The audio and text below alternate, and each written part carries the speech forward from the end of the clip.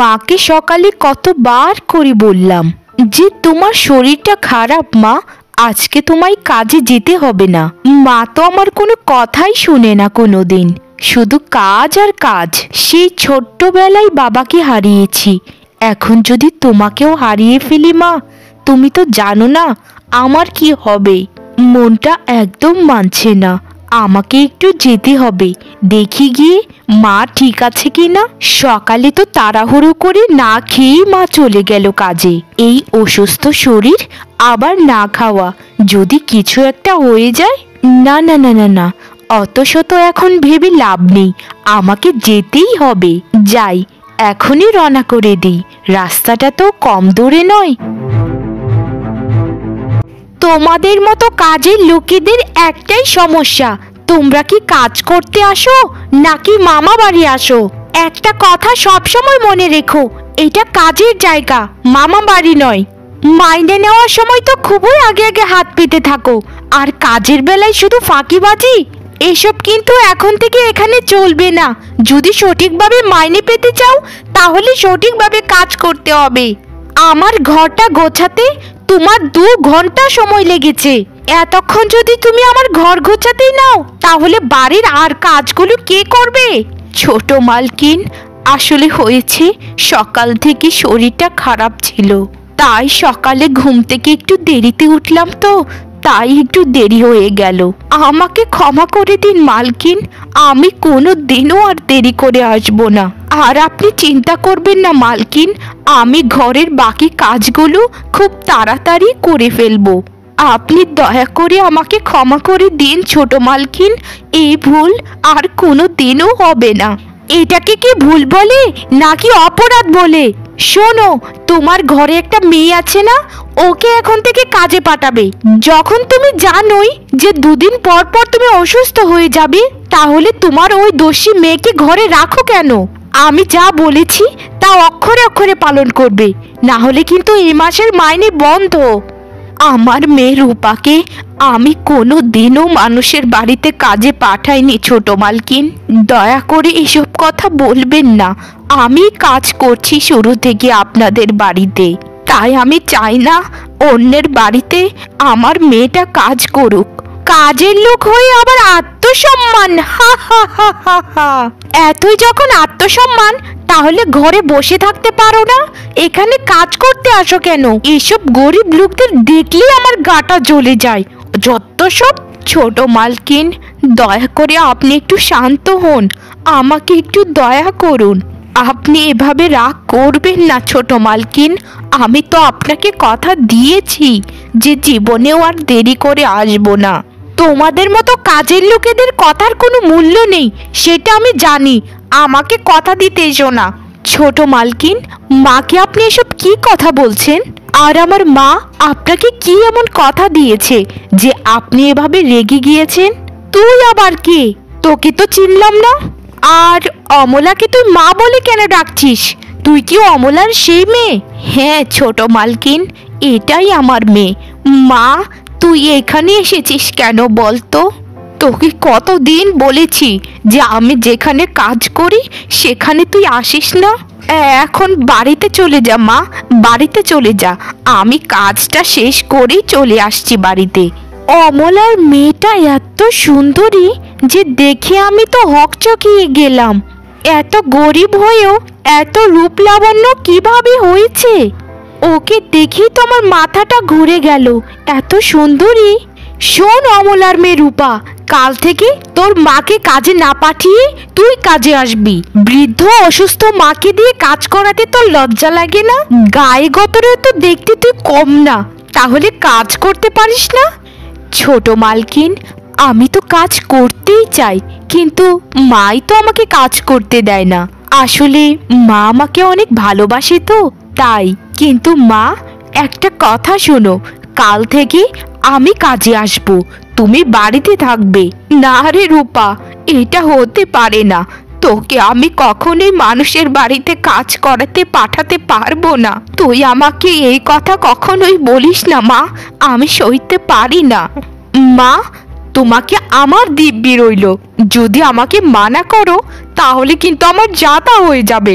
এখন তুমি বাড়িতে চলে যাও মা, বাকি কাজগুলো আমি করব।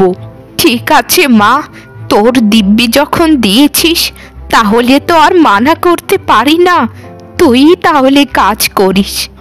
অনেক ধন্যবাদ তোমাকে মা, অনেক খুশি হলাম তোমার কথা শুনে। বাবারে বাবা, যাত্রার আসর শুরু করে দিয়েছে। তোরা কি কাজের লোক নাকি আমি কাজের লোক? যা যা, যে যার মতো গিয়ে এখন কাজ কর, এখানে দাঁড়িয়ে সংসেদে থাকতে হবে না। আর শোনো অমলা, তোমাকেও আর এখানে থাকতে হবে না, বাড়িতে চলে যাও।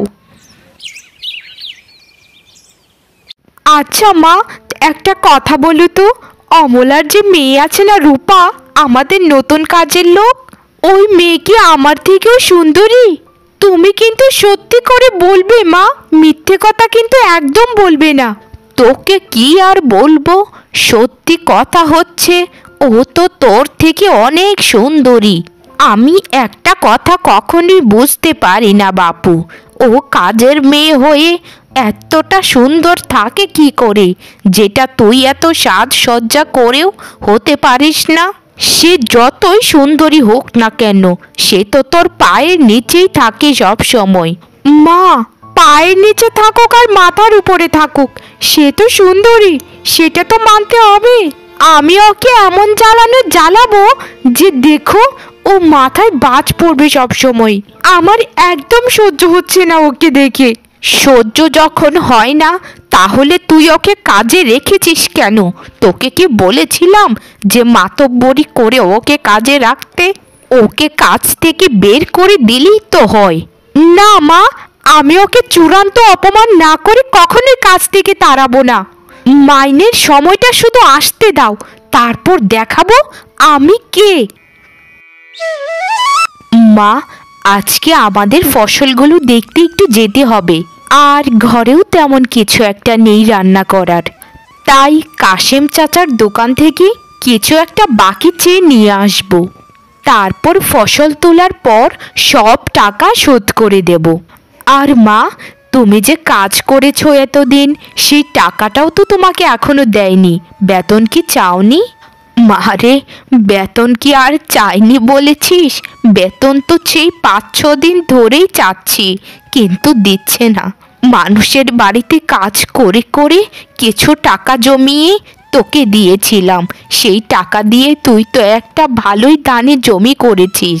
আসলেই তোর বুদ্ধি আর পরিশ্রমের কোনো তুলনা হয় না মা। আমি কি চেয়েছিলাম জানো মা, যে সারা বছরের খাবারের খোরাকটা যেন নিজেরাই করতে পারি। আর তুমি কষ্ট করে কাজ করো মা, তাই যেন তোমার কষ্টের টাকা বৃথা না যায় সেই চেষ্টাই আমি করি। এখন থেকে আমি কাজও করব, আবার ফসলি জমিও দেখাশোনা করব। মা, তুই এত কিছু সামলাতে পারবি রে? তোর খুব কষ্ট হয়ে যাবে না? তোর বাবা যদি আজ বেঁচে থাকতেন তাহলে তোর এত কষ্ট কখনোই করতে হতো না। জানিস রূপা, তোর বাবা যখন বেঁচে ছিলেন তখন আমাকে আর তোকে খুবই ভালোবাসতেন। তোকে সবসময় লক্ষ্মী মা বলে ডাকতো, বলতো যে দেখো আমাদের মেয়ে একদিন খুবই ভালো মানুষ হবে। বাবার কথা আমার আদো আদো মনে আছে মা, তখন তো আমি খুবই ছোট, তাই বাবাকে অতটা মনেও করতে পারি না, কিন্তু বাবা সব সময় আমার আত্মায় জড়িয়ে আছে মা। মা, রান্না করা আছে, তুমি খেয়ে নিও, আমি তাহলে মাঠের দিক থেকে একটু ঘুরে আসি। ঠিক আছে, যা মা, সাবধানে যাস কিন্তু। আচ্ছা মা। কিরে রূপা মা, তোদের ধান তো খুবই ভালো ফলন হয়েছে এবার। আমাদের গ্রামের সব ক্ষেতের থেকে তোদের ক্ষেতের ধান সব থেকে বেশি হয়েছে। আমাদেরকে কিন্তু এবারে মিষ্টি মুখ অবশ্যই করাতে হবে, না হলে কিন্তু আমরা মানব না রে মা। আচ্ছা কমল চাচা, মিষ্টি আপনাদেরকে খাওয়াবো। আপনাদের প্রার্থনা আর উপরওয়ালার দয়াতেই এটা সম্ভব হয়েছে, না হলে এটা কখনোই সম্ভব হতো না। আর এইবার আমাদের ধানই শুধু নয়, এই গ্রামের সকলের ক্ষেতের ধান অনেক ভালো উৎপন্ন হয়েছে। আমরা গ্রামবাসীরা একটা কথা ভেবে খুবই অবাক হয়ে যাই রে মা, যে তুই একটা মেয়ে হয়ে কিভাবে সংসারের হালটা এত ভালোভাবে ধরেছিস। আসলে সবই পরিস্থিতি চাচা, আজ বাবা নেই বলে আমাকেই সংসারের হালটা ধরতে হচ্ছে। তবে আমার এতে কোনো আফসোস নেই চাচা, আপনারা শুধু আমাদের জন্য প্রার্থনা করবেন। তা তো অবশ্যই মা। তা মা, এখন তুই কোথায় যাচ্ছিস? এখন একটু মুদির দোকানে যাব, কিছু খাবারের জিনিসপত্র আনা লাগবে। তাহলে আমি আসি চাচা, আপনার সাথে পরে কথা হবে।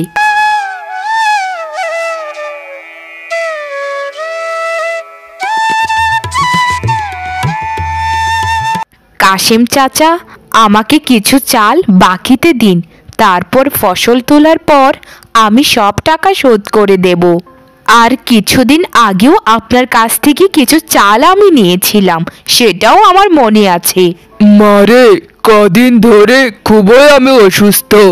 তুই যখন আমার থেকে শেষ চাল নিয়েছিলিস, তারপরে আর আমি দোকানে চাল তুলতে পারিনি। টাকা পয়সার বড্ড সংকটে আছি রে মা। দেখ না, দোকানে কিছুই নেই তেমন, কয়েকটা বিস্কিট পড়ে আছে। চাচা, ঘরে একটা খাবারও নেই। মা যেখানে কাজ করত সেখানে তারা বেতনও দিচ্ছে না। কি যে একটা টাকা পয়সার ঝামেলার মধ্যে আছি তা তোমাকে কি করে বোঝাবো। মায়েরও শরীরটা তেমন ভালো নেই, এদিকে আবার ধান কাটার সময়ও হয়ে এসেছে। মারে, জীবন মানেই তো শুধু ঝামেলা আর ঝামেলা। তুই এক কাজ কর, তোর মা যে বাড়িতে কাজ করত সেখানে গিয়ে টাকাটা চা, দেখ যদি দেয়। মানুষ যে এত নিষ্ঠুর কেন তা বুঝি না। এই দেখ না, আমার ছেলেটা শহরে থাকে, আমার সাথে 2 মাস ধরে যোগাযোগ নেই। হয়তো সে যোগাযোগ নিজে থেকেই করে না, তবে আমি আফসোস করি না, কারণ সে যদি আমাকে ছাড়া ভালো থাকতে পারে তাহলে তাই হোক। কষ্ট নিও না মনে চাচা, সাহস রেখো, বিধাতা সবসময় আমাদের মঙ্গল করবেন। হ্যাঁ রে মা, এই আশাতেই তো বুক বেঁধে আছি। আচ্ছা চাচা, আমি তাহলে যাই, গিয়ে দেখি কাজের মাইনেটা দেয় কিনা। কাজের বেলা ভালো মতো কাজ করিস না, আর মাইনে নেবার সময় তাড়াতাড়ি চলে আসিস মাইনে নিতে। তাও আবার তুই আমার পা ছুঁয়েছিস, তোর কত বড় স্পর্ধা, আমার পাটা দিলি তো নোংরা করে। ছোট লোক কাজের মেয়ে। বাবা মা, তুমি এক্ষুনি একে কাজ থেকে বের করে দাও, আর একটা টাকা ওকে মাইনে দিও না। অতিবার তোরা বেরিয়ে গেছিস, তোর মা 2 দিন পর পর কাজে আসে, তাও আবার দেরি করে। তুই আবার কাজে আসতে শুরু করেছিস, তাও আবার 2 দিন মাত্র হলো। নিজেদেরকে কি ভাবিস, জমিদারের লোক ভাবিস? যা, এক্ষুনি বেরিয়ে যা, তোর কোনো মাইনে নেই। ছোট মালকিন, দয়া করে আমাদের মাইনেটা দিয়ে দিন না, ঘরে খাবারের সংকট, মাও খুবই অসুস্থ। আর মা তো নিয়মিতই কাজে আসতো, শুধু একটু দেরিতে এসেছিল একদিন, তার জন্য এত বড় শাস্তি দিবেন না। আমাদেরকে দয়া করুন, আমাদের মাইনেটা আপনারা দিয়ে দিন, আমরা কষ্ট করে কাজ করি, দয়া করে মাইনেটা আপনারা দিয়ে দিন। এরকম করবেন না, উপরওয়ালার কাছে এসব সইবে না। অসভ্য মেয়ে, আবার আমাদেরকে অভিশাপ দিচ্ছিস? আমার মেয়ে যা বলেছে তাই শেষ কথা, তোদের মাইনে আমরা দেব না। যা, কি করবি কর। আর শোন, কাল থেকে আর কাজে আসবি না, অনেক কাজ করেছিস, তোদের কাজ একদম ভালো না। যা, এখন চুপচাপ বের হয়ে যা এখান থেকে, ছোট লোক। সাহেব, আপনাদের তো অনেক টাকা পয়সা, আমাদের কটা টাকা মাইনে দিলে আপনাদের টাকা পয়সা কম পড়বে না। যেই টাকা দিয়ে আপনারা একবেলা খান, সেই টাকা আমাদের পুরো মাসের খাবারের খরচ। আমাদেরকে দয়া করুন সাহেব, আমাদেরকে দয়া করুন। এই মেয়ে, তুই কি ভালো কথা শুনতে পাস না? তোকে সবাই বলছে যে মাইনে দিতে পারবে না, তখনও তুই কুকুরের মতো ঘেউ ঘেউ করেই যাচ্ছিস। যা যা বলছি, আমাদের বাড়ি থেকে বের হয়ে যা। তোদের মতো ছোট লোকদের আমরা কখনোই আর কাজে রাখবো না। তোর মা ছিল কাজে নিষ্কর্মা, আর তুই হচ্ছিস ফাঁকিবাজ, দুটোই এক ঘাটের মাঝি। ঠিক আছে সাহেব, আমি চলে যাচ্ছি, আমার মাইনের প্রয়োজন নেই। তবে আমি বিধাতার কাছে বিচার দিয়ে গেলাম, গরিবের পরিশ্রমের টাকা যদি আপনারা খেয়ে থাকেন, তাহলে এর বিচার নিশ্চয়ই তিনি করবেন, নিশ্চয়ই তিনি করবেন। আপনারা যে বাড়িতে বাড়ি উঠিয়েছেন সেই জায়গাটা হচ্ছে সরকারি। আমি হচ্ছি একজন ডিফেন্স লয়ার, সরকার থেকে আমাকে পাঠানো হয়েছে। এখানে সরকারি হাসপাতাল হবে, আপনাদেরকে এ বাড়ি ছেড়ে চলে যেতে হবে। যদি সরকারি আদেশ না মানেন তাহলে আপনাদের কঠোর থেকে কঠোরতম সাজা হতে পারে। তাই আপনাদের এটাই ভালো যে আগামীকাল সকালে এ বাড়ি ছেড়ে চলে যাওয়া। কিন্তু এই বাড়িটা তো আমি বানিয়েছি, আমি কখনোই এ বাড়ি ছেড়ে যেতে পারবো না। সরকারি জায়গায় বিনা অনুমতিতে বাড়ি উঠিয়েছেন, আবার বড় বড় কথাও বলছেন। আর একজন ডিফেন্স লয়ার মুখে মুখে তর্ক করার সাহস কোথা থেকে পান আপনি? আপনি হয়তো মানবেন না, তাই আমাকে উপর মহলে কথা বলতেই হচ্ছে আপনাদের সাজা নিশ্চিত করতে। আমি গেলাম এখন। বাবা, এখন কি হবে? আমরা কোথায় গিয়ে থাকবো? আর তুমিও তো তেমন কোনো জায়গা জমি রাখুনি, শুধু এই বাড়িটাকে রাজপ্রাসাদ বানিয়েছো। কথা বলছো না কেন বাবা? উত্তর দাও, আমরা কোথায় যাব? আমি কিছু জানি না কামিনী, আমি কিছু জানি না। সরকারি লোক যখন এসেছে তখন আমাদের বাড়ি ছাড়তেই হবে, না হলে কিন্তু বড় বিপদ হয়ে যাবে। আমার মাথায় কিছুই কাজ করছে না, আমি কি করব? তুমি কি করবে সেটাকে আমরা বলে দেব? আমরা কোথায় যাব সেটা আগে বলো। আমি তো এখন চিন্তায় চিন্তায় পাগল হয়ে যাব। আমি জানি না আমি কি করব, তবে আমার শরীরটা জানি কেমন করছে। বাবা, বাবা তোমার কি হয়ে গেল বাবা? বাবা ওঠো, মা, বাবা কথা বলছে না কেন? বাবা, বাবা ওঠো, কথা বলো বাবা। আমরা সবকিছুই হারিয়ে ফেলেছি মা, সবকিছুই হারিয়ে ফেলেছি।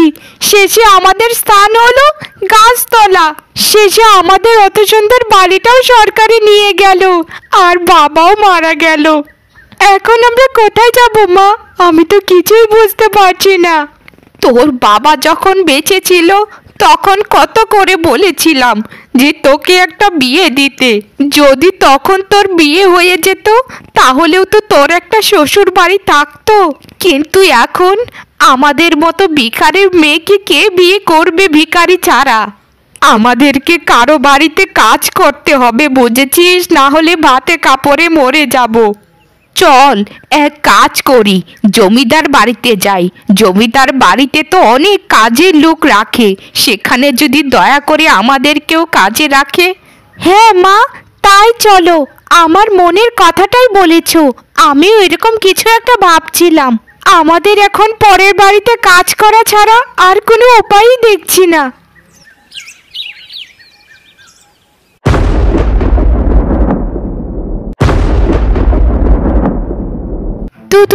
তুমি আমাদের বাড়ির কাজের লোক অমলার মেয়ে রূপা নয়? তুমি এখানে কি করছো জমিদার বাড়িতে? আর তোমার গায়ে এত দামি শাড়ি আর এত সাজ সরঞ্জামই বা কেন? আরে তুই এত মাথা ঘামাচ্ছিস কেন? গতকালকে তো জমিদার বাড়িতে অনুষ্ঠান হয়েছিল, সেখানে ওকে বোধহয় নাচার জন্য নর্তকী এনেছিল, তাই ওর গায়ে এত সাজ সরঞ্জাম। এই রূপা, জমিদার কোথায় জানিস তুই? তাড়াতাড়ি বলতো উনি কোথায়? জমিদার মশাইয়ের সাথে আমাদের অনেক কাজ আছে। দয়া করে আপনারা আগে একটু বসুন, তারপর আমি সব কথা খুলে বলছি। আপনারা যা ভাবছেন তা সঠিক নয়, আমি আপনাদেরকে সব কথা খুলে বলছি। একদম চুপ ভিখারির বাচ্চা, তুই আমাদেরকে কি কথা খুলে বলবি? তুই তো নিজেই একটা ভিখারি। মা ভিখারি মেয়ে ভিখারি, আবার বড় বড় কথা। তুই বল, তুই নর্তকী নস? আর মা, আমার কি মনে হয় জানো, ওর গায়ের গয়নাগুলো সব নকল গয়না। একদম ঠিক কথাই বলেছিস, ওর গায়ের গয়নাগুলো সব নকল। আর আমরা তো এত কিছু ভাবছি যেন ও এই জমিদার বাড়ির মালকিন। আপনারা একদম ঠিক কথাই ভাবছেন। রূপা এই জমিদার বাড়ির মালকিনী। রূপা জমিদার প্রতাপ নারায়ণের স্ত্রী। আর আপনাদের এত বড় স্পর্ধা হয় কি করে একজন জমিদার গিন্নির সাথে এত উচ্চ স্বরে কথা বলা? দেখে তো একদম ভিখারির মতো লাগছে। কোথাকার ভিখারি তোমরা? জমিদার মশাই, আমাদেরকে ক্ষমা করে দিন, আমরা বুঝতে পারিনি। রূপা আগে আমাদের বাড়িতে কাজ করত, তাই আর কি বলে ফেলেছি। আমাদেরকে ক্ষমা করে দিন দয়া করে। রূপা নয়, মালকিন বলো, মালকিন। আমি তোমাদেরকে শাস্তি দিলাম। তোমরা জমিদার গিন্নির সাথে বাজে আচরণ করেছো, যার শাস্তি স্বরূপ তোমাদেরকে এই গ্রাম ছেড়ে চলে যেতে হবে। এক্ষুনি, এই মুহূর্তে এই গ্রাম ছেড়ে চলে যাও, না হলে কিন্তু তোমাদেরকে শুলে চড়াবো। আমার এই গ্রামে অসভ্য মানুষের কোনো জায়গা নেই। যাও যাও বলছি, এক্ষুনি এখান থেকে চলে যাও।